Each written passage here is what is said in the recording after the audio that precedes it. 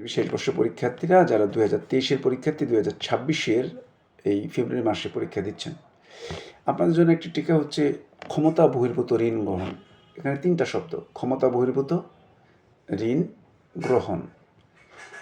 তাহলে ক্ষমতা বহির্ভূত শব্দটা যদি বাদ দিয়ে দিই তাহলে হচ্ছে ঋণ গ্রহণ। ঋণ গ্রহণ মানে হচ্ছে নিয়মতান্ত্রিকভাবে আপনি যখন ঋণ গ্রহণ করবেন, অর্থাৎ আপনার ঋণ গ্রহণ করা সম্পর্কে আপনাদের যে কোম্পানির যে মেমোরেন্ডাম ওইসব জায়গায় লেখা আছে, কীভাবে করতে পারবেন, কতটুকু ঋণ নিতে পারবেন ইত্যাদি বিষয় লেখা থাকে, বা কোন ক্ষেত্রে কী করণীয়।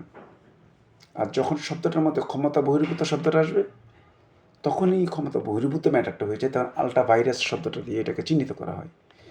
এখন কোম্পানি তো ঋণ নিতেই পারে, কিন্তু যদি যারা ঋণ নিচ্ছেন তাদেরকেও অবশ্যই আইনের মধ্যে থেকে ঋণ নিতে হবে। তারা যদি আইনের বাইরে যে ঋণ নেয় তাহলেই হয়ে যাবে ক্ষমতা বহির্ভূত ঋণ। এখন এটা 2 লেভেল থেকে হতে পারে।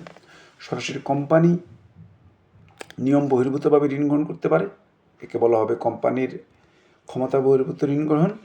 আর কোম্পানির পরিচালকরা যারা কোম্পানিটাকে পরিচালনা করছেন তারা যদি কোনো ধরনের ঋণ গ্রহণ করেন, তখন বলা হবে যে কোম্পানির পরিচালক কর্তৃক ক্ষমতা বহির্ভূত ঋণ গ্রহণ।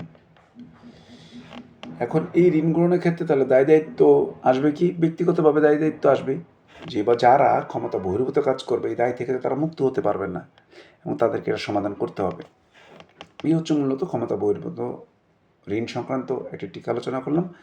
মরামর মতো অ্যাডভোকেট নাজিবুল্লাহ বিপু বলছি। আশা করি সবাই ভালো থাকবেন এবং ভালোভাবে প্রস্তুতি নিয়ে পরীক্ষা দেবেন।